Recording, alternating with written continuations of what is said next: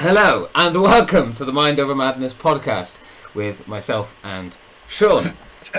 Finally, we've been I've been arsing around trying to get this thing to record for the last 10 minutes because it wouldn't record. A little bit of patience, a little bit of perseverance. Yes, we got there. We got there in the end. But yes, welcome, and hopefully you'll enjoy this podcast. I apologise that I might look a bit sleepy and probably don't have anything prepared.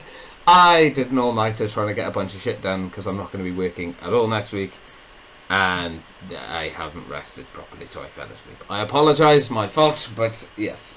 So the editing on this may be a bit lackluster than it normally is, so there won't be stuff popping up on screen and whatnot, but I'll do my best to get the sources down below. We will self-edit as we go along. Yeah, hopefully this works now and it doesn't just cut out recording halfway through, but it should be fine. That would be a bit shit. It should be fine. I don't see a reason why it wouldn't be. So, yes. Well, on the agenda today, Sean, what have we got? Well, we obviously start how we usually start with a bit of news, and then we move on to gaming and films and interesting stuff. Whatever the hot topics are this week or previous weeks. I think we're going to do it.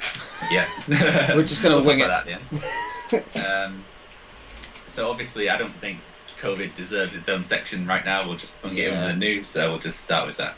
So we'll start as we normally do with the news. Yes. Dun, dun, dun, dun. Okay, so I believe they found that when they're testing people for this virus, that it's picking up dead virus in them. So like virus that has been like 6 weeks ago or something. So apparently testing it can't be too accurate now if it's picking up old coronaviruses. Yeah. So you're going to be self-isolating for something you don't even have. So I'm not sure what implications that will have, and if that, I mean, what do you think about that? I think it's not surprising, is it? It's a virus that we've never encountered before, so there are going to be mistakes like this. But what frustrates me is that let's be honest here, the government probably knew about this a while back. And have just been trying not to tell the public because they don't want the public to be like, oh, well, how can we tell if it's right now? You know, you're sending kids into school and not knowing whether or not they have it, and teachers and so on and so forth. Which, I mean, I don't know. The problem is it's like the system for tracking the virus. Obviously, it is ridiculous, and the United Kingdom are not doing a very good job of tracking it or tracing it. And with winter is coming, it's obviously not a great position to be in. But, I mean, I think the thing is the government need to really make a choice. This is kind of the way I'm looking at it.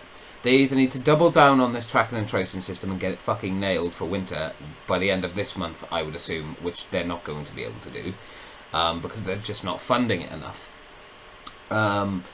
Or they really I know we've been pushing for a vaccine this entire time, and we've made great strides, and there's loads of evidence to suggest that there will be a vaccine for next year, which is fantastic. But they really need to start just pushing. Fuck the track and trace system. If he wants to open everything up but not have a working track and trace system, he seriously needs to consider slowing this down. He cannot open everything up without a reasonable track and trace system.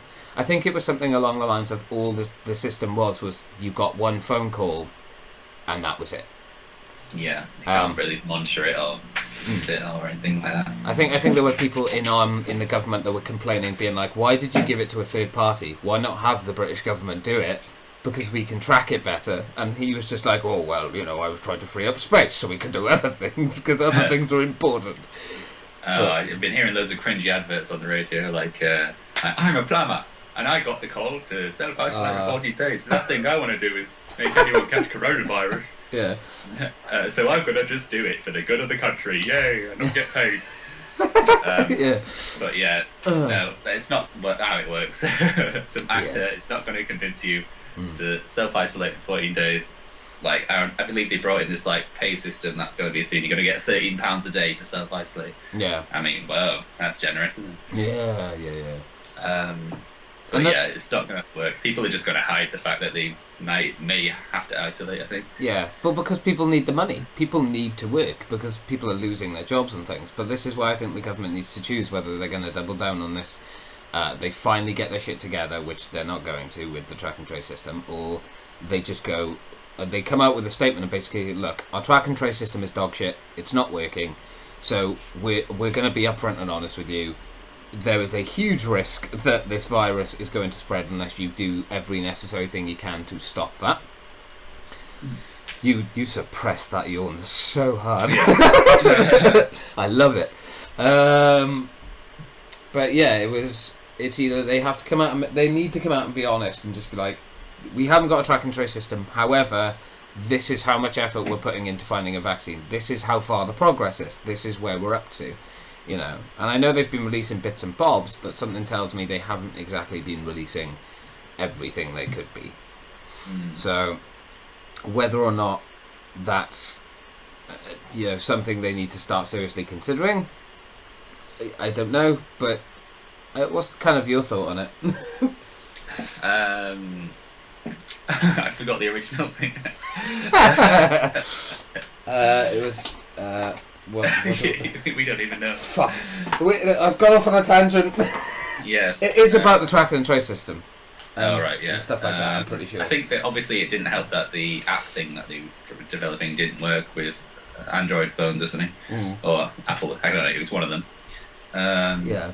They needed to get that in place to, use the benefits of modern technology to help us, but no, they're just doing it, by phone calls. Yeah. I don't think it can be fully working. I mean, a lot of criticism with the track and trace system and the employees with it, they're not really knowing who to contact for each person. Yeah. And yeah, it is a. They're saying it doesn't really work on a national level. It's more like local people need to get together and talk to each other rather than just get a phone call from someone in London or whatever. Yeah, I mean that doesn't seem like a very good system. Okay, isolate yourself for 14 days. Don't you want to know who I've been around? No. It's alright, but well, they try and get you contacts, but I don't know. If you don't know, then you don't know, so yeah, you can't do much about it. Yeah, it wasn't a very good system. Okay, so this is a interesting one. What do we think of the, in general, the news coverage, media coverage of the pandemic so far? Do you think it's been quite positive or quite negative? Like the fact that we've obviously had a rolling death toll throughout the whole thing that we can still easily find, and we're not really kind of knowing any of the plus, well, not the plus sides, but the happier news of the fact that there's been 0 deaths for the past few days, and there have been days where there's been no deaths but it's not been reported, corona-related deaths. So yeah, do you think it's been a bit of a negative reporting of it, or does it have to be like that? Scaremongery? I don't know. It's because I'm very much of the mindset that every little detail they get about it, they should report on, because it's a pandemic. You need to know as much as you can. But I think it's been a bit up and down. There've been moments where I actually thought the coverage was pretty good and pretty informative, but then there's been moments where they've just been like, look at this, look at what's going on with the royal family. Well, look at Boris in his stupid little hat, or I just need to open the door a second. That's all good. We knew that was coming. It would have been further in this if my laptop didn't want to be a selfish dick, but but yeah, no, the coverage has been not the worst, but it's definitely had its moments where it's been lacking, I think, or they focused on the wrong aspects of it.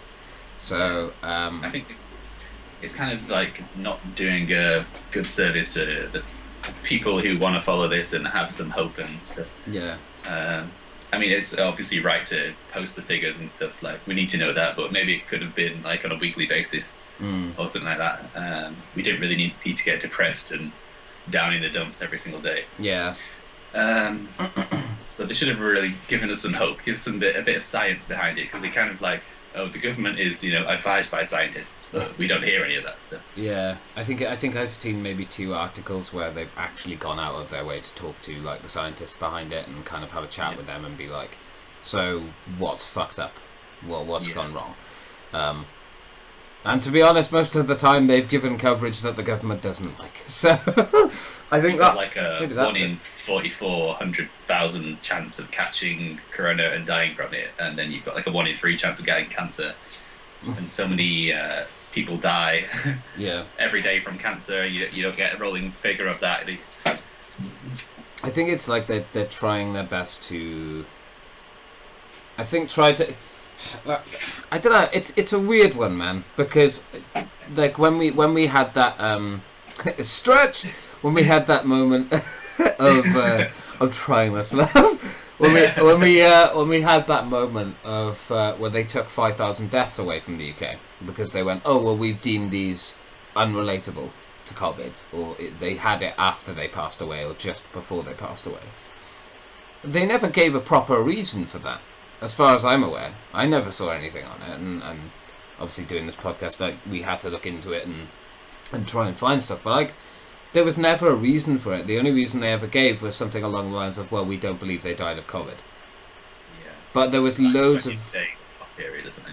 Yeah, but there was like loads of rumours and stuff that they had just done it to make themselves look better, which I'll be honest, I wouldn't put past them. Yeah. You know, not to say that that's what our government is absolutely 100% doing, but right now they need any kind of help they can get. Because I don't know if you've seen like Boris recently, like trying to answer questions. He's fucked. He has no answers. He's panicking all the time when he's trying to say something. His own party is starting to turn against him and be like, mate, you're really not doing anything that's helping us anymore. His kind of like big personality act that has got him so far is now falling apart because it's just not enough to keep his, sort of smoke and mirrors act up anymore. Yeah, it ain't gonna fly anymore. And with all the U-turns that they've been doing, it's been catching up with them now, I think. Yeah, literally. Like, you can only put a mask on so much of it. Yeah, there's only so many band-aids you can put on. There's only so many band-aids you can put on one cut before eventually you have to get it stitched. Yeah. Might as well be called Boris Duct Tape. Yeah. The perfect band-aid. Yeah. Literally. For a problem that won't go away. Yeah. For the problem that just won't fix. Obviously, they've launched like a campaign to get people back into offices and things. Because city centres are just like dying a death with no business coming in. Literally. And they need people in there to, buy the lunches, get coffees at lunch breaks, and keep the transport network going. Yeah. So, I mean, just regardless of how productive people are at home, they just want people to get back to the office anyway. Yeah. I think it's I find it quite amusing, actually, because I genuinely thought when stuff opened back up that, obviously cases have gone up, the R rate has risen, we all know this, it's all been fucking announced and looked at and whatever. But it surprised me actually how little people actually were going out and trying to make an effort. I was quite surprised. I was like, oh, most people are just going to be like, thank fuck, I can finally go out and do stuff and whatever. But people have been really cautious, which actually surprised me. I was expecting people just to rush out and be like, yay, free food. On the back of that, we'll talk about reopening of nightclubs later, right? Oh, yeah. I've actually seen... I'll get into that in a bit. But, I'm pleasantly surprised, I would say, at how people have been treating most people. Yeah. I think, obviously, there's the occasional dickhead, but, I mean, that's going to happen. I do think that the spread of the virus is a bit concerning, but I think it's just be sensible, isn't it? But let's face it, we always say this. The common sense is anything but common. Yes, and common sense was here before the virus and during, and people with none are still, existing. Somehow. Yes, if they haven't caught it. Yeah. Obviously, schools went back. I suppose that was kind of a big kind of flip of people wanting to go back to offices and things. Well, the government wanting people to go back to offices. Yeah. We talked about the schools last week, though, so... but yeah, so obviously certain aspects of the economy have been kind of struggling for quite some time, nightclubs especially. Yeah. What do we think about some of those? I haven't actually seen the official guidance on like whether they can open or not, because the last time I heard, gatherings of 30 people or more, we're going to get fined £1,000. But Funny that. apparently there's some nightclubs that are opening. We won't name any names. Yeah, there is one in Bridgend that has opened up. I won't name it. I personally really like the establishment when I used to go there, and I used to be very intoxicated. But yeah, I saw some photos of it online, and it was very interesting because they had tables and stuff that were spaced apart. So I was like, oh, okay. They are trying at least, but they're definitely not doing 2 meter rule. Not even close. It's more like maybe a 1 meter, possibly even less rule. And there's groups of like 4 to 6 people sitting at tables, drinking and stuff like that, and that's fine. There's like no dance floor essentially. Like no one can get up and kind of dance around. It just seems from the pictures I've seen, it's more like just like table after table after table, which I guess makes sense. It's kind of turned more into like a pub than it has a nightclub, which I guess is okay-ish. But I think my only issue with that is that the space between people and the fact no fucker's wearing a mask. Yeah. So and when it gets to like midnight onwards, so people start getting more intoxicated. Yeah. Because obviously these are open front to like, I don't know, is it like 5 a.m. or something? I don't know. But yeah, I think when it gets later on, people aren't going to be so happy to follow the rules. That's it. Yeah. And the dance floor and the music were booming. I think the dance floor will be created somehow. Yeah, and another thing as well is it's like I get they just need to find a way to open so they can make money because again, local venues and stuff. So I'm like trying to do 1,000 things at once because I'm so far behind today. Local venues and stuff obviously have lost out on a lot of money. Local businesses and stuff, and they're at risk of closing. So they have to open to be able to keep a certain level of business so that they can pay their bills. We all understand that and we get that, but is it really worth? I mean, to be honest, it's pointless fucking saying this, but is it really worth risking spreading the virus more, considering it's already spreading? The R rate is back up to 1 in some places in the country. I don't know. I mean, I don't even know if I believe that anymore. Like the R rate, that's another thing. Like they're saying that it's back up to 1, but I've not seen any evidence of that. I mean, I know my mum working in the NHS. She works as a cleaner up in the hospital in Bridgend. And there are cases that have come back in. There were 2 on intensive care the other day, I believe, that came back in. But, I mean, it's not like it's a huge wave of it again. So I don't know if it's like a fear-mongering tactic that they're trying to convince people to wear a mask more often or be more careful or be more sensible with their choices, or if it's just like they are telling the truth, but it just the figures aren't adding up because the government aren't telling us something maybe, or stuff isn't getting reported properly. I don't know. Yeah, and the way they're telling us it is in like a confusing way. Not many people understand. Like R8. But yeah, I think when it comes to nightclubs, I suppose it's a good. I'd be happy for them to kind of convert them into pubs. Like as a temporary thing, just so they can get some money in, because they have been neglected this whole time when it was all about hairdressers and hair salons and beauty salons and nothing about this kind of side of the industry. So yeah, it was like everything's been opened up, but these forgotten things haven't been. It's because it isn't a really necessary nightclub. Yeah, I mean, to be honest, if you can open a tattoo parlor and you can open up a hairdresser, you may as well fucking open up a nightclub. I mean, I guess they have screens and protectors, kind of like shops do. Yeah. I mean, they've done all they can do. Cleans the floor. Yeah. Oh god, that floor. But yeah, I guess they've done everything they can do to protect it. And do what they can. So as long as they've taken every possible precaution they could do, except for mandatory mask wearing, because any reason not to fucking mandatize that. Yeah, well, I suppose they follow the same things as pubs where you don't have to. If you're going to be drinking, you can't drink through a mask. Yeah. Well, that kind of defeats the object of it, don't it? But no.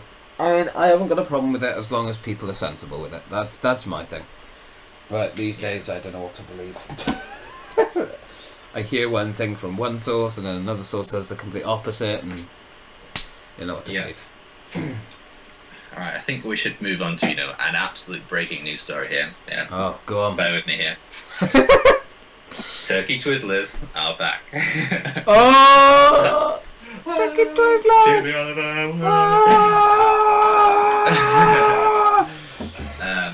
I do kind of love the hype around this thing, like his big middle finger to Jamie Oliver here.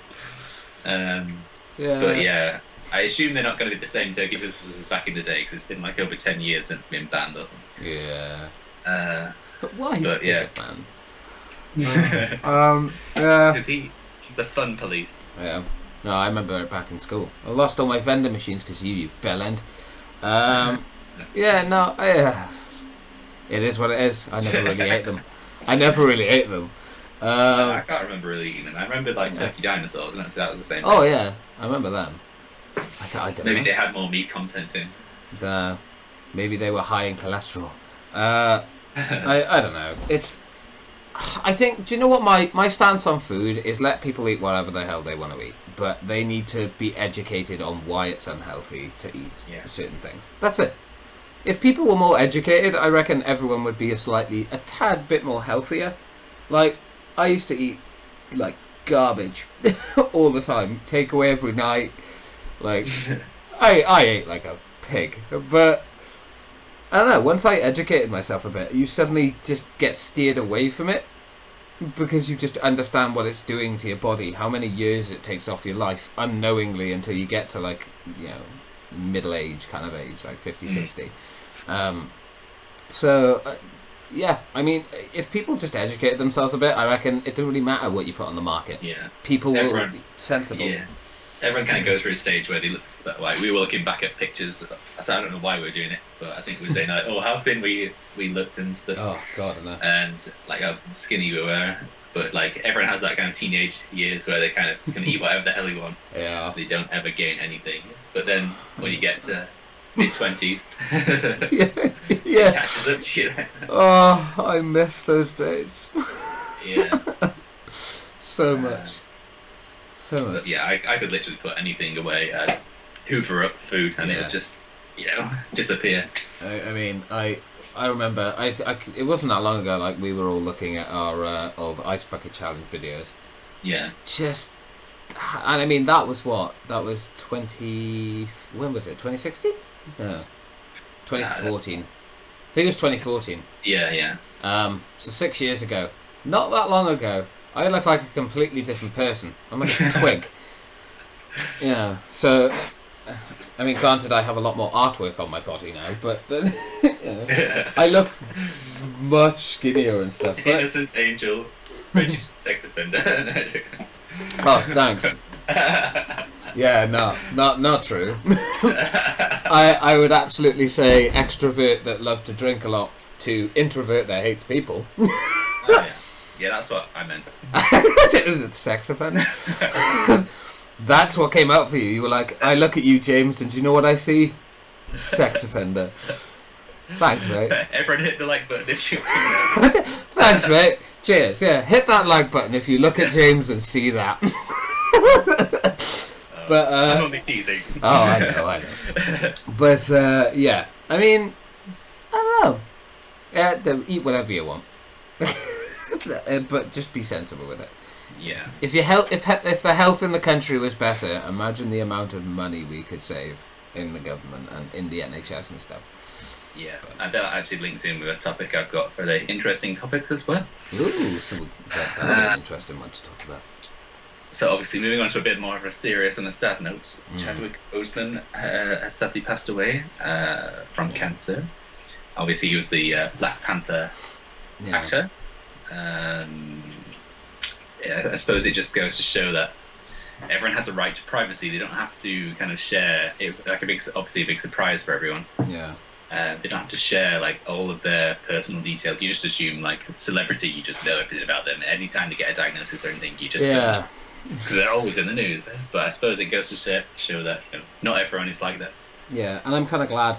I mean, I think it's incredible what he did.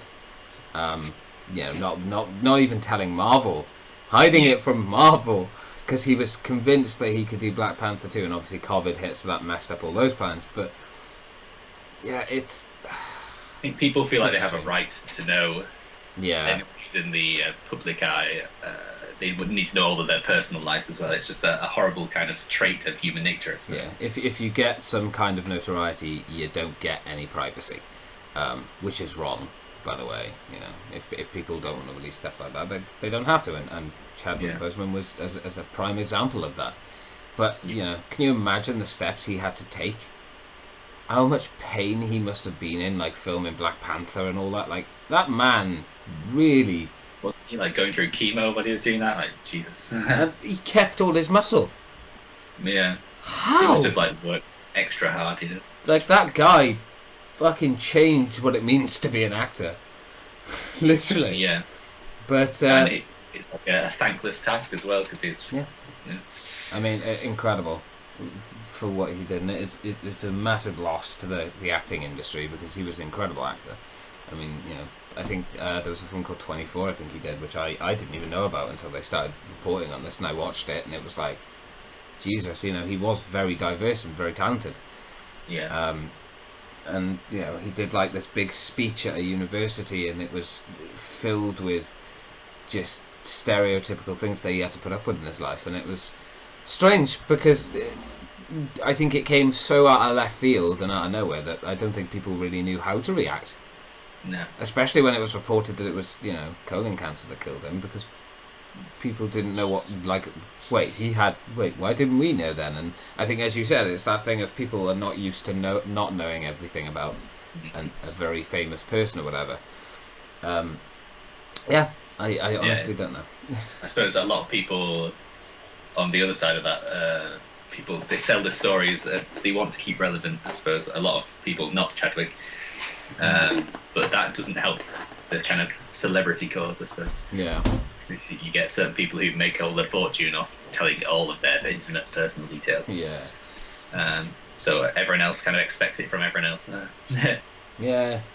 Double standard kind of thing. But yeah. Obviously, wouldn't have thought it any less sad if he did open up about it earlier, but it's honourable that he managed to kind of keep it a secret and, you know, carry on with his work without kind of being the centre of attention almost. Yeah. Which is, again, for an actor, very, very, you know, amazing. I think he could have made it like a mint load telling all stories. Yeah, I think that just shows what kind of person he really was. He just wanted to give entertainment and make people smile and happy. And speak out about the issues that mattered. Yeah, and I mean, after he did Black Panther, I mean, look at the sheer number of ethnic minorities that you'd see going around going, Wakanda.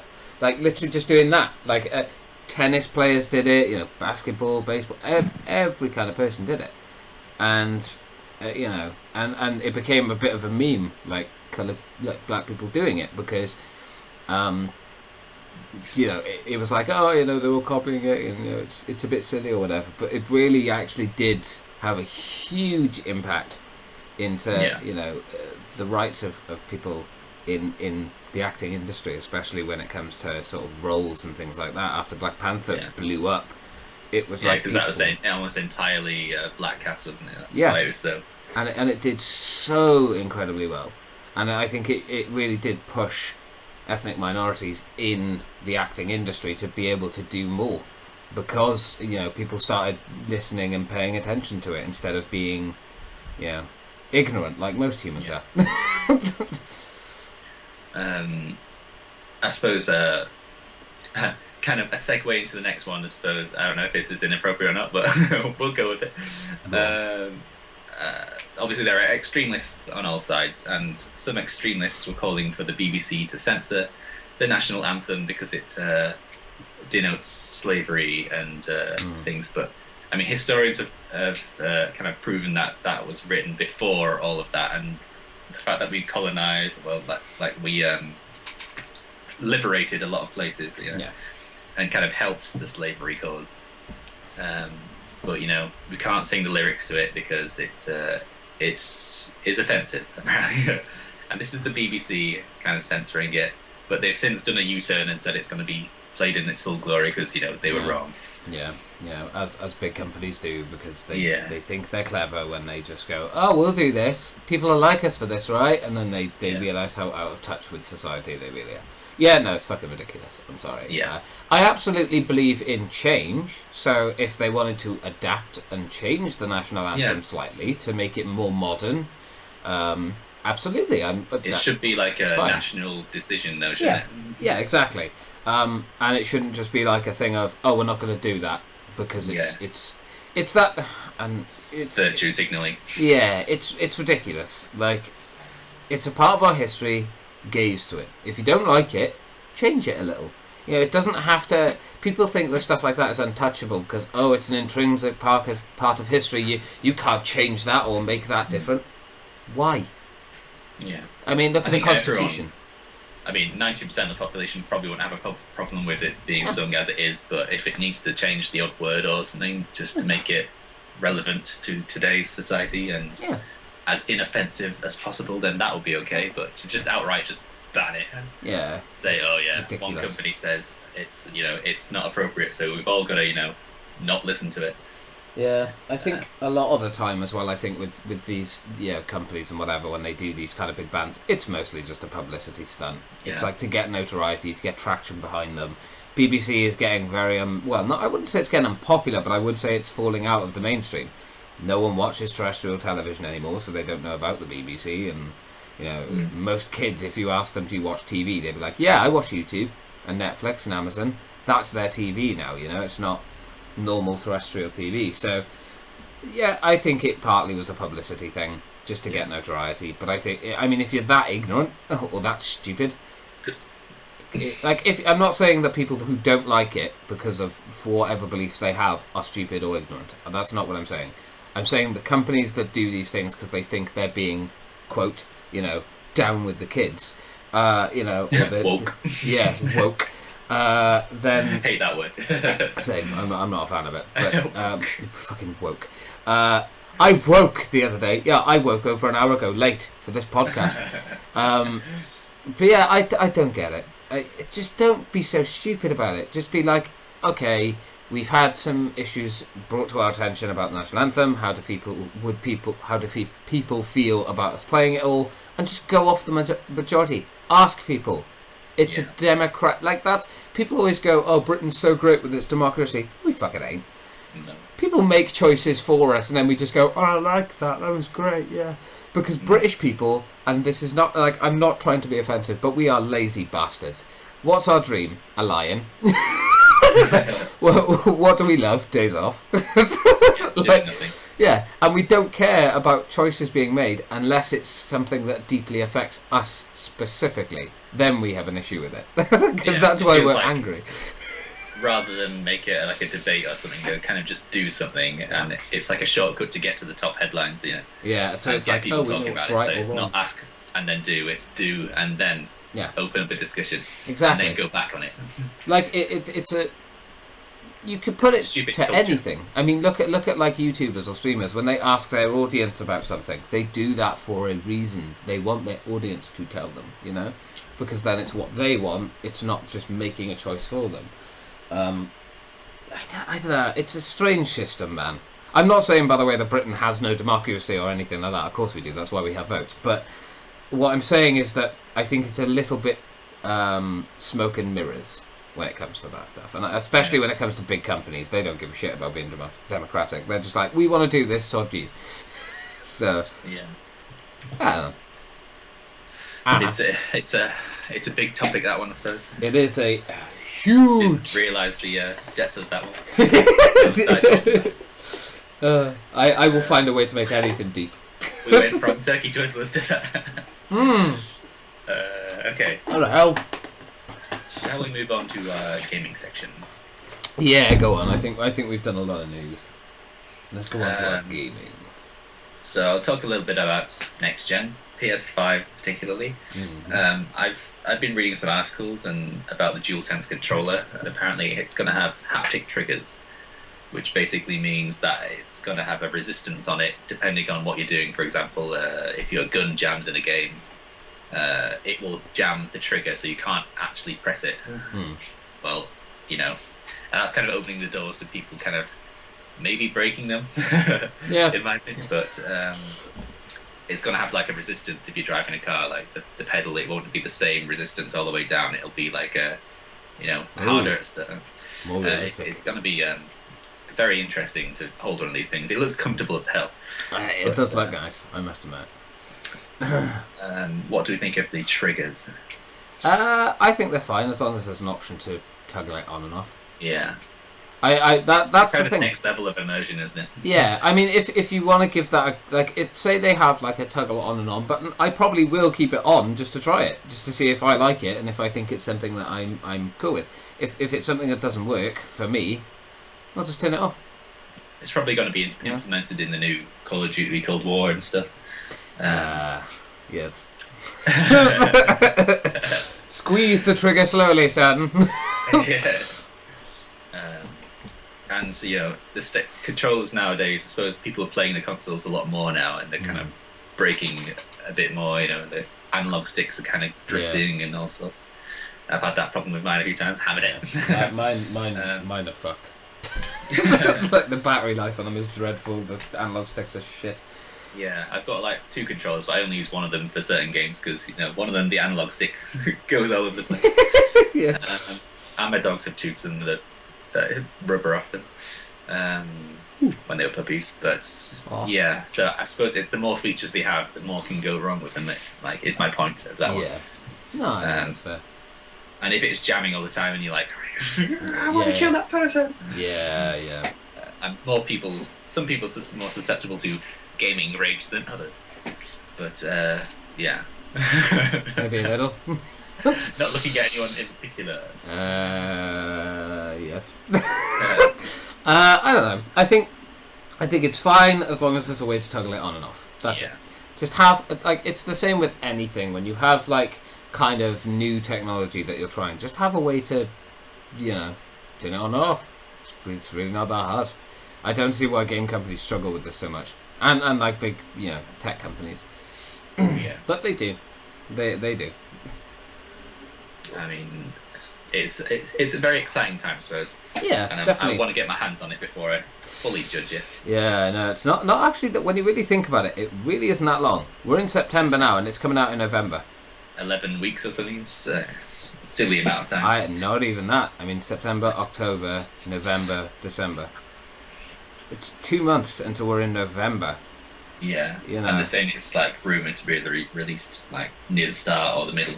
Yeah, well, I mean, if it's released at the start, we've got maybe just under 2 months. Yeah, which not long. 8-9 weeks. Yeah, it's and we still don't know a great deal about them. I think there were rumours about the disc version of the PS5 being about £600. People have rumoured that, and that has leaked a lot everywhere. I know the Xbox Series X was going for quite a high price, over £500, definitely. I think they're both over £500, but it's are they going to break that £600-700 barrier mark? I think people are still waiting on that. Yeah, and obviously they're still playing chicken and they're not releasing the official price. Yeah. I bet they're gonna everyone's gonna buy them and still not gonna know the price. We'll charge you in about a year. Yeah. When we decide. You pre-order them now. Price unknown. Yeah. But pre-order the just chuck us however much money you can. Yeah. But make sure it's over this threshold. So stupid. Pre-orders aren't even live yet. I mean, I'm guessing they're gonna be in the next 2 or 3 weeks. It's mad. You have to sign up to a newsletter thing to be able to even know when they're going to possibly release pre-orders. Yeah. And essentially what they've done is they've put it in the sooner you apply for this, the sooner you'll be told about it. Yeah. So you apparently can in the States, they've PlayStation have emailed certain people to sign up for it if they're a long-time PlayStation customer. Yeah, which I suppose is quite a good idea. Yeah, I mean loyal fan base. Yeah. To stop the bots buying 20 of them in one go, but they'll still do that anyway. Yeah, they'll find a way. Which is so yeah, hoping to do something similar in the EU, but nada yet. Not that matters because we won't be in the EU after the 8th of November. Yeah, whenever we say EU from now on, it'll be about the region rather than the Actual union. Yeah, how are you, UK? Yeah. Apparently, I've also read that there's going to be a potential staggered PS5 release. Like it's going to release in America first, and then Oh, fuck's the sake. rest of the world. Why? Fucking, I don't get. I get the only reason I understand why they do this. Companies do this to try and like test the waters, see how well they can handle the demand of the console. But if they do that, how is that fair on other regions? You know, oh, we'll let America have it first. Oh, okay, now you guys can have it. And what if they go, oh yeah, the European Union can now have it. What about us? Oh, we forgot that you're not part of it anymore. Like, I don't know. I think it's ridiculous. They should all just don't do staggered releases. It doesn't benefit you or anyone else. Yeah, I'm not really sure how to think about that unless it's like a staggered release of like months. Then I'd be probably annoyed. Or maybe if they do something like they stagger like the pre-order, so it's like, oh, you can pre-order this many. Once this many are pre-ordered, we're going to stop for a couple of months, build up our stock again, and then let you pre-order again. Yeah, because essentially it will be a staggered release, however they do it, because they're going to sell out. Oh yeah, no, they especially so close to Christmas. Like those things are not going to last. Yeah, after a shite year, people want. yeah, they're like, give me the new console, you bastards. Oh, I don't know. I'm very, very nervous that it's going to be very difficult to get it on release. You know, even just pre-ordering it, you know. Yeah. Because it's first come, first served, so. Ooh, I'm chomping at the bit to do it. So yeah, should we have a talk about certain games that we've been playing recently? Maybe Avengers? I finished the campaign now. So yeah. That's done. I watched you play the start of it, and I watched you play the end of it. So. The campaign is super short. It's like 6 hours. You can blast through the campaign really quickly. It's all right. Yeah. I mean that right. The story you to did it. give your thoughts last night. Yeah. Just to brief on it. Story really good. I enjoyed it. Dialogue fun, enjoyable, bit cringy at times, but it works. Gameplay. Oh dear. Son of Odin. Not bad, but definitely they're gonna have some issues with people wanting to play that game for a long period of time. And there are some choices they make, like the gear in it. I don't get why they have a gear skull. Why? Why bother? Like looter shooters, or looter whatever this is. It's like you want different gear. You want to pick up different gear, and it like looks different. But obviously, there is no aesthetics in this. It's just the cosmetics. Yeah, the cosmetics, which you have to grind for a very long time if you want to get them it's naturally just in the game. A number that keeps going up and up and up. Yeah. People are saying that it only takes like 2 days or something to reach max level. But then the grind begins. So. Yeah, I mean, if they're playing it for like 15 hours a day, maybe. Yeah. Well, that's what people like. It's quite. I mean, if you're playing it on the normal difficulty as well, you're not playing on like easy or you're playing on like harder difficulties. Yeah, you'll grind up your characters real damn quick because the loot is actually very generous in the game. Like I personally only play on the easiest because I'm scrub when it comes to games, so I like the easiest difficulty. But it works nicely. It's not. Yeah, even on the easiest difficulty, I'm still getting loot that is making my characters more powerful. It doesn't feel like, another looter shooter, which I could name, which is having a big update soon. And the company should hand off the IP. But, we're not going to get into that. We'll talk about that when it comes out, But, yeah, no, overall, not a bad game, but I highly recommend people wait for a sale. And only get it if a friend's got it. Or if you're planning on getting it with a friend, because you'll have a lot more fun. Yeah. I think a lot of the complaints from the beta were a bit like it's going to be repetitive, and the story's going to be all right because the first mission was all right. Yeah. But repetitive and grindy, and not much endgame content and not much variation in the endgame content. The story is the best thing about it because there's only 3 missions in the story that are completely different to all the other levels that you'll repeatedly play. But those 3 missions, along with the cutscenes and the breaks in between, keep the monotony down to a low. So I think now when I jump back into it and I start playing the endgame stuff, that monotony is going to get very, very quickly high and heavy because it's essentially the same 3 objectives, like destroy these 2 points to free a prisoner, or stand in this circle and defend it for ages, or oh god, defend these people, defend 3 zones. It's like that same gameplay loop over and over and over again. Yeah, and I know people will say this, oh, but you play Call of Duty, that's just the same thing over and over and over again. It's a very different system, though. It's not a looter shooter. This is the problem I think a lot of looter shooters have, and I don't know if you'd agree with me, but the repetitiveness of them. Just fucking put some effort in and make multiple different designs for levels, multiple choices. Make them fucking interesting. Stop just making the same generic bullshit to save time and money, you know? Yeah, I probably agree. Yeah, games could be so much better. I think with Marvel Avengers, it almost seems like it's supposed to be a single-player game until they were probably told from higher up, like, it has to be multiplayer. Yeah, no, Square People Enix want to play this with their friends. Square Enix wanted it to be, there's no doubt in my mind that they got hold of Crystal Dynamics and id and were like, wait, you're making this single-player? No. We need a live service. Because apparently they've got 4 years of content lined up, which is cool. I'm cool with them adding characters and little storylines for those characters and story missions. That's cool. But, you know, this thing... Actually, this is something I want to touch on. People have been saying, obviously, for the next characters to come out, you have to pay £10 for the challenge pass. I don't think that's true. I reckon you got to pay £10 for the character. I know they've said that these updates are free, but let's face it, free does not mean the same thing to these companies as it does to us. So, something tells me that it isn't just going to be £10 for that challenge pass for each character. It'll be a lot more. Yeah, I don't know, like, because the challenge pass just gives you extra cosmetics and stuff, doesn't it? I'll be honest, the challenge passes are not bad. Especially the stuff they give you. Like, they actually made an effort to give you new skins, to give you new nameplates, to give you new things that at least feel worth the grind. It even gives you the in-game currency. Like, enough of the in-game currency to get the other passes when they come out. Yeah. But there just seems something... Like, it's definitely the most generous system I've ever seen. But then the way that you unlock the tiers by the daily and the weekly grind missions, that's what kind of confuses me. I get that people like seeing different things. Just put a little bit of an XP thing on it. Yeah. Having specific missions are fine and whatever, but Christ almighty, it gets boring quick.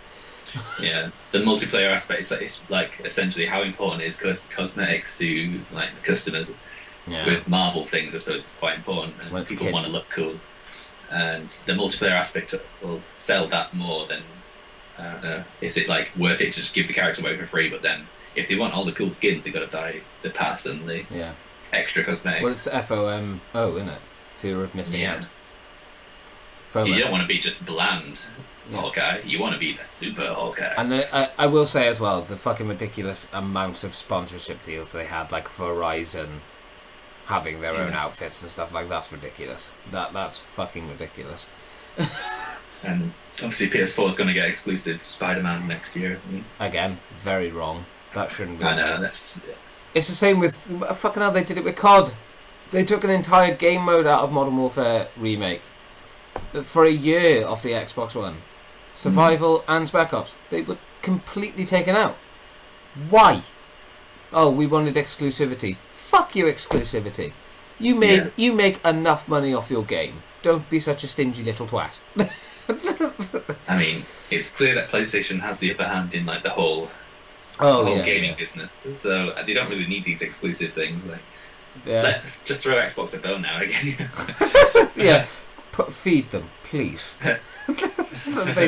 they need sustenance. I feel sorry for them. I mean, I had an Xbox 360 for years, but I mean, I've got both. But I play the PlayStation a lot more. Although it does sound like a rocket ship 99% of the time. Yeah. How was the performance of Avengers? Crap. I'll be honest. I got very, very lucky. I had one crash out of the... trying to work out in my head quickly. I've played about 18 to 20 hours of the game. I've had one crash in that entire time, and probably about 2 minor glitches. I'm very lucky. I know people have been playing it that have had cutscenes not work, especially on PS4 Pro.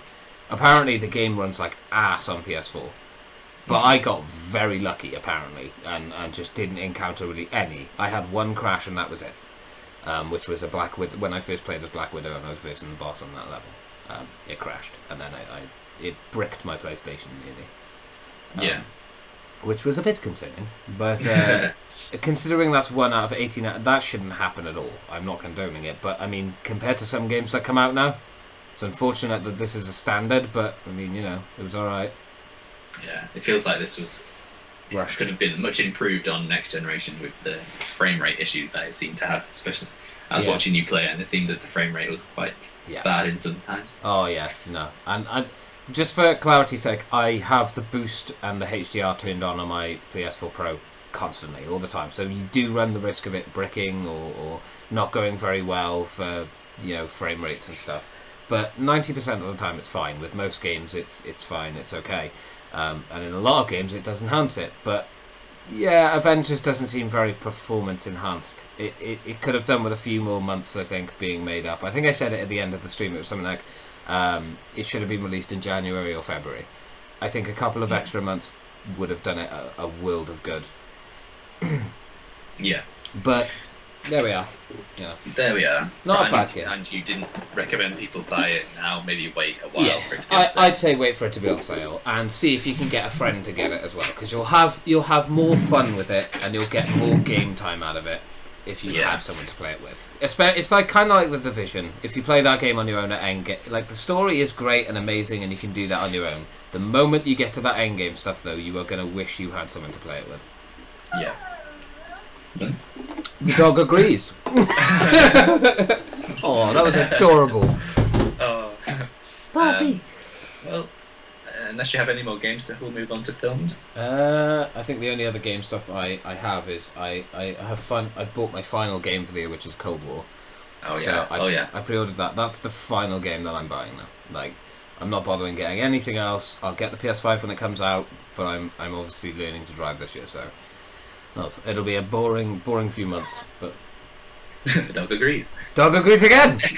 Damn, I'm on a roll. But yeah, so I think that's it. Impeccable. I'll let you know how the beta is. I don't know when the beta's coming out for it, but apparently it's coming out on PS4 first, of course, because why wouldn't it? Probably exclusive maps and modes as well. Oh, you can shit in this toilet exclusively on PS4. And it's golden if you do it on PS4. Xbox is brown. Oh Christ! Yeah. And yeah, I do quite like the time period that's always set in. Yeah, it's supposed to be like a sequel to the original Black Ops or something like that. Yeah, that's what made me get it, because I was kind of It was just a CGI trailer, and what do we really gain from that? I'll be honest, I wouldn't recommend people pre-order games. Only because... right, I know that's very contradictory, but... So people will be thinking, hypocrite. I mean, the reason I say that is because the more money we give to these companies, the more they're going to be able to get away with. But let's face it, no matter what we do or say, I have an issue with stuff like that. I pre-order shit all the time. Do as I say, not as I do. Exactly. But that's the worst way to live your life. So, I mean, if you really think you're gonna love a game, then pre-order it. That's fine, whatever. But no one can tell you anything else. But otherwise, try and think about it for a bit. That's why I haven't pre-ordered Far Cry 6 and Watch Dogs Legion and things. I'm waiting just to. Yeah. With something like COD, you kind of know what you're gonna get. I suppose. It's basically like a reskin with slightly better graphics. Yeah. Except this one, apparently. This one's apparently going to run a lot better and look 1,000 times better than any COD before it because, next gen consoles. But yeah. I mean, in my opinion, if I looked at a PS3 COD and a PS5 COD, it probably wouldn't be able to tell that much of a difference. It had a great engine then. Still has a great engine. Yeah. It's always been buttery smooth frame rate and stuff. Well, except for the Modern Warfare remake, the cutscenes are awful. Oh. They were really jittery, and although they looked incredible, you couldn't appreciate it because it would freeze every 6 milliseconds. Yeah, I mean definitely the CGI cutscenes and stuff have got better, but as far as the gameplay, it just kind of looks the same to me. Yeah. We'll see. I'm sure there's tons of improvements there. Yeah, it'll run a lot smoother. But we'll see. Yeah. So yeah. Films. I've got fuck all for this. Oh, I think you've got something because I mentioned the new James Bond trailer. Yeah, no, true, that is it. I Uh, can't fucking wait. yeah, I mean, I'm so a excited. lot of people are excited for that. I think that's the thing that will get lots of Brits back to the cinema. Oh, definitely. I wouldn't give a shit. They'd be like, you can't go in this cinema, like, it's full. Fuck off! I must see the film! They could tell you will catch COVID if you go in there. I don't care, I'll see this. I will. It's his last one. I have to. I know, it does look good. Yeah. As you said, I had to blast some music as well for. We were geeking out about the trailer. You had to blast some James Bond music after that. It was a James Bond day after that. Yeah, I'll have to. Oh, Sean, I'll have to go up to Manchester. We'll see it together.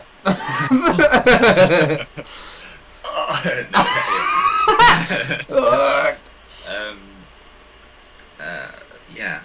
Obviously, the track Billie Eilish did was like so iconic, and it feels like months ago that she had to release that. Which it was. It literally was, yeah. We're nearly at the end of the year now.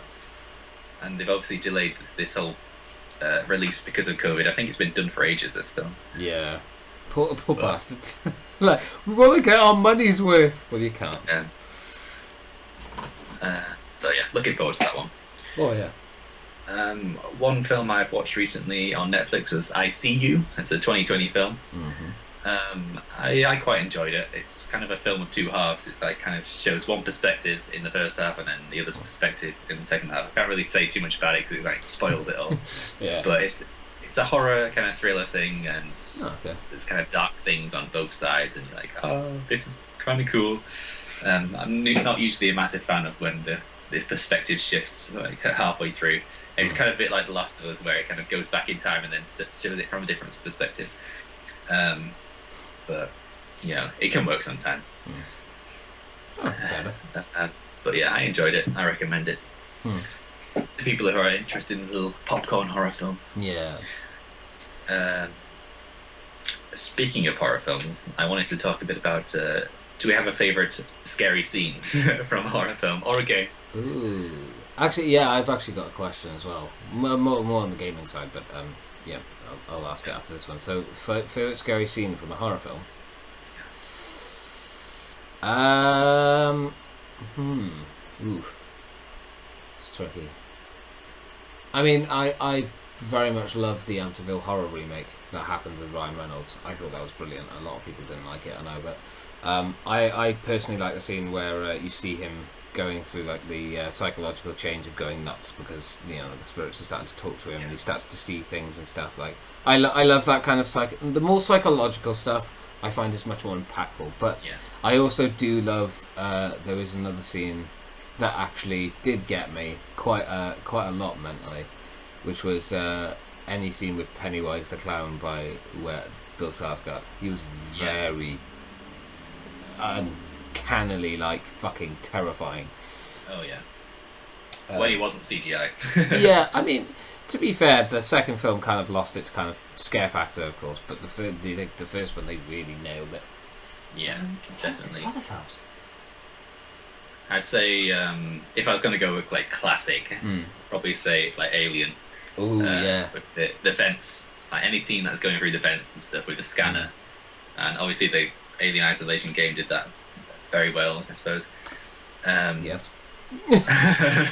I mean, most of my experience and memories from that game are suppressed, but yes. Yeah. When you experienced it the first time, not playing on Nightmare. Yeah, I feel like I should go back and play that game again. Which, do you know what, I might have an announcement at the end of this stream. That is a stream, fucking podcast. I actually do, but I need to wait until the end because. Yeah.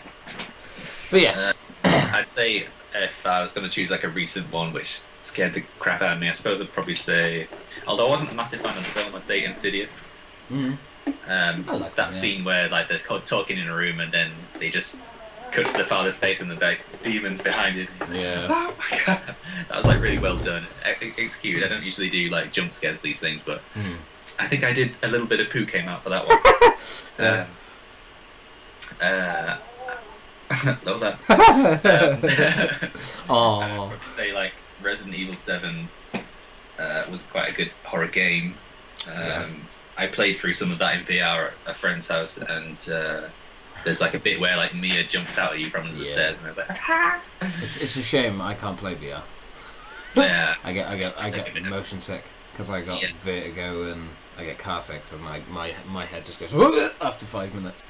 Yeah, I thought I wouldn't like it, and I didn't at first, but I played Until Dawn, Rush of Blood, and like once you play that, you can play anything.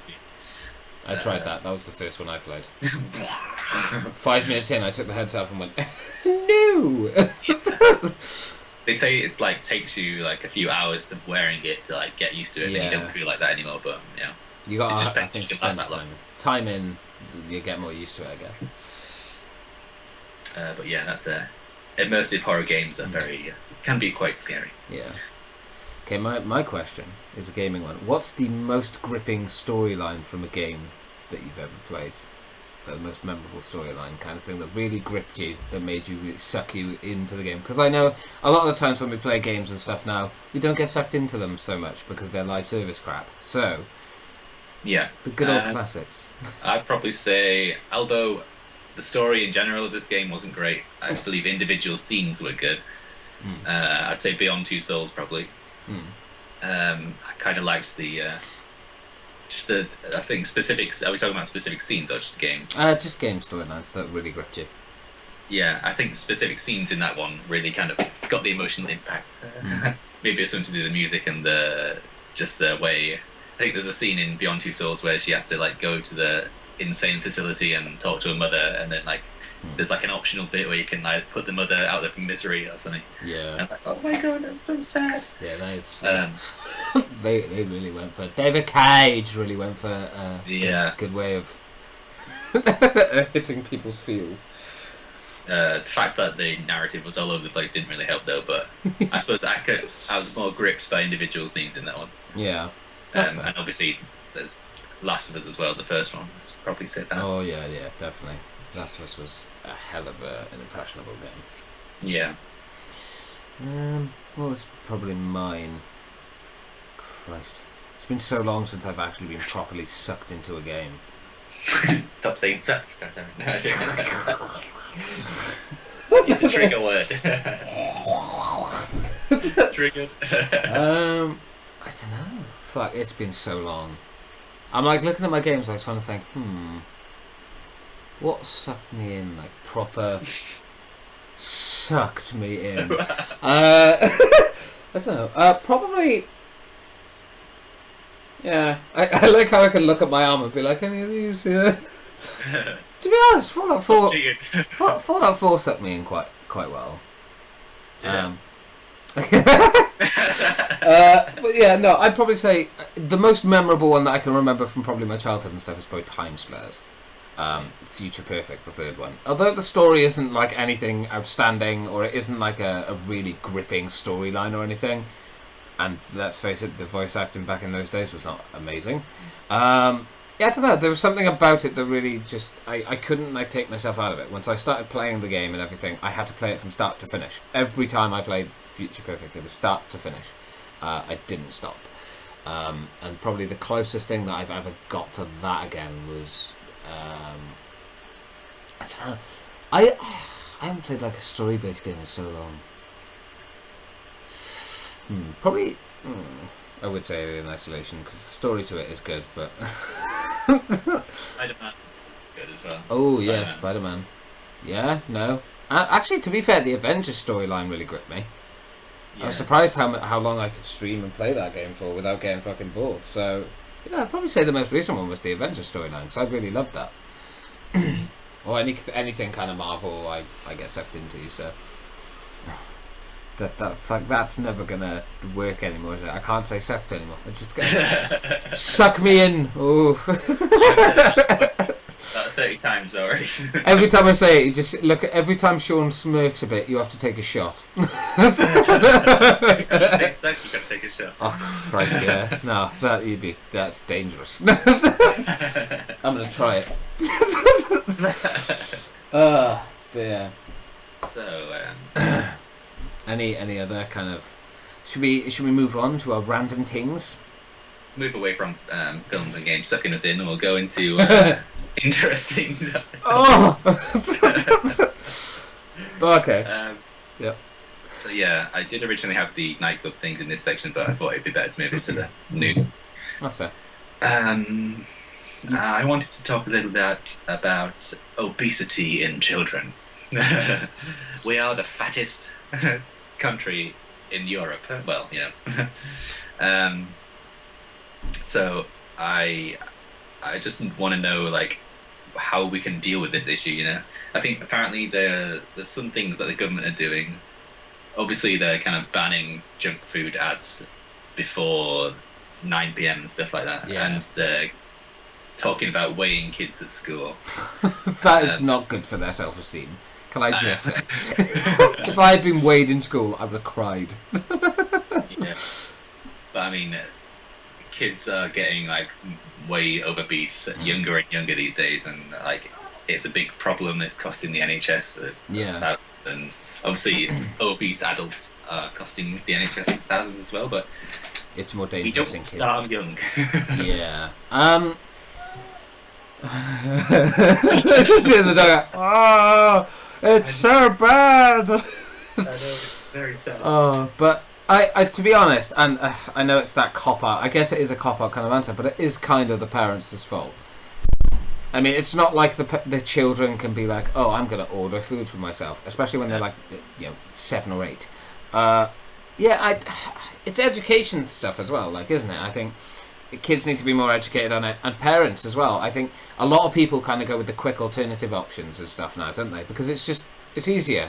Parents are working 10-hour days or whatever, and then they come home, they can't be asked to cook. So I'll just throw a pizza in.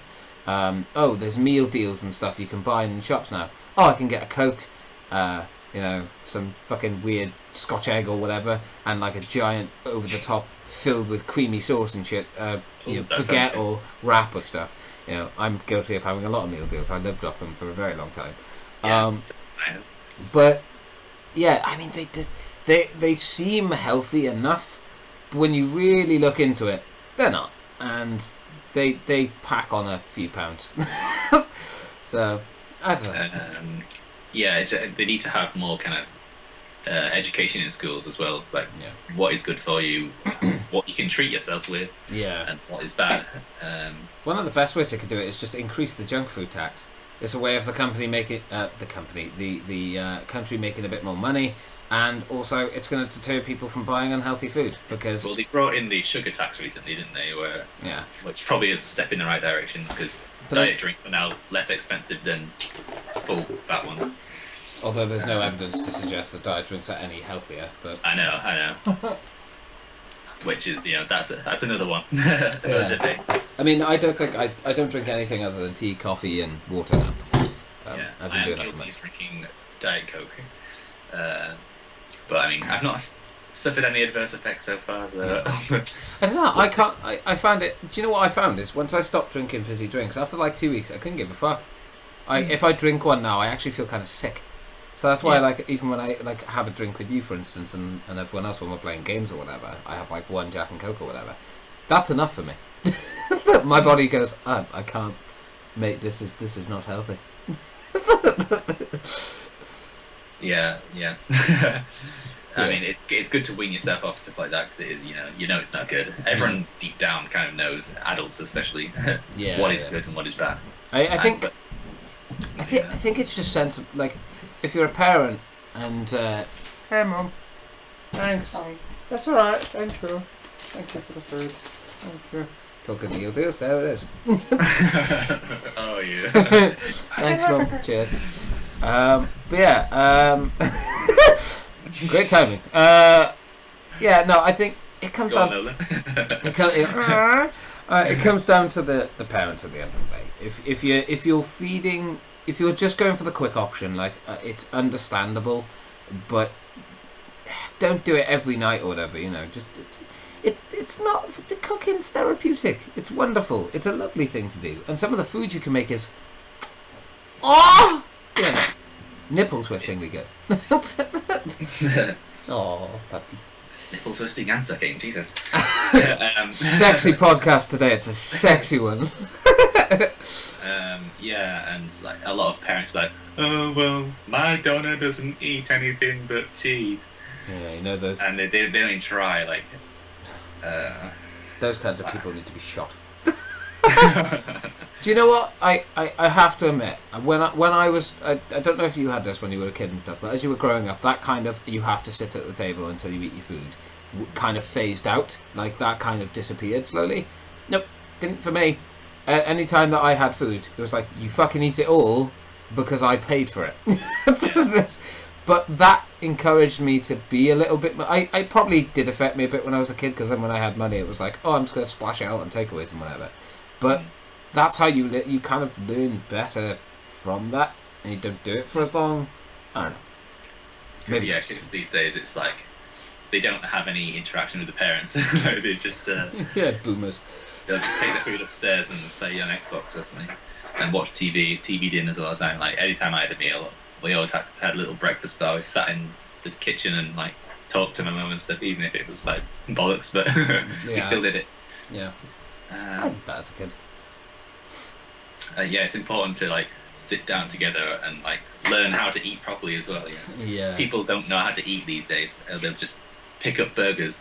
Yeah. Eat them like that. Just whatever's quick and easy, I will just shove it in my mouth, and that will please me. It's unbelievable. But yeah, education starts at home. They've got to kind of put a little bit of effort in, and people are fooled into thinking like takeaway meals are cheap. But no. They add up very quickly. Yeah.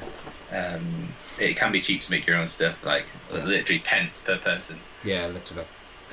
Like, I think so I'm having a curry tonight. Me and Vic are cooking like a curry and stuff. And I think it's going to cost us probably under £5. Yeah. And it'll be a lot of food. You get a curry from a takeaway place, you're spending over £40. Oh yeah. Or 30, I can't 40. take away curries anymore. They're just my ass is on fire. Oh, yes. Everyone wants to know about that. Yes, but yeah, I don't know. I think just it's like, just be sensible. That's the problem. That is the answer, but people aren't sensible anymore. Absolutely. Yeah. Yes, that was my interesting topic. It was a good one. I liked it. It's obviously can branch off into many things, but you know, I just thought it'd link in with our little take to his little thing. Yeah, that makes sense. As much as we all hate Jamie Oliver, at least he made school meals like a little bit healthier for kids. Indeed. Oh, Lola. She's like a girl. Oh, puppy. Oh. Oh, look at that. Here we have the wild Lola, sitting in her owner's lap, enjoying some tickles behind the ears. Whinging every now and then, agreeing with James. Oh, bless her. Yeah, I think that's it. Yes. I can't remember. I know I had something to say at the end of this, and I can't remember what it was. So fuck. You said you had some kind of announcement, something to do with streams or something, or like. Oh. Was it? Oh yeah, no. That's the next game that I'm going to be playing through on stream, is Alien Isolation. Oh. From start to finish. Ooh, that's a legacy one, isn't it? Yeah. I will not be playing it on Nightmare. You can fuck off. Anyone that wants me to do that. I know Robin will probably be like, play it on a hard difficulty. Piss off. I will be playing it on easy like a scrub. And enjoy the game. But yeah, that's the next game I'm playing on stream. Also, next week, Sean is going away. So there won't be a podcast next week. And the week after that, possibly, will probably be a live podcast, because it'll be easier instead of Sean, bless him, having to rush the day he gets home to try and sort stuff out. So we'll just do a live one. So that won't. Next week, which will be, let me just check, the 13th, next week on Sunday, there won't be a podcast. 20th, there'll be a live one. It'll be on the page. I think going forward, we'll probably do them every 2 weeks now. Yeah. That's just a little bit less thank kind of things. Yeah. That we want to communicate over to you guys. We want to keep it all fresh. Yeah, but that is something me and Sean have talked about as well, is that as much as I love doing these podcasts, fuck me, they take time to put together. So, and when shit like this happens, obviously, when I've slept in and kind of screwed us both over, it does unfortunately make it quite difficult. So every 2 weeks might be a better option for us.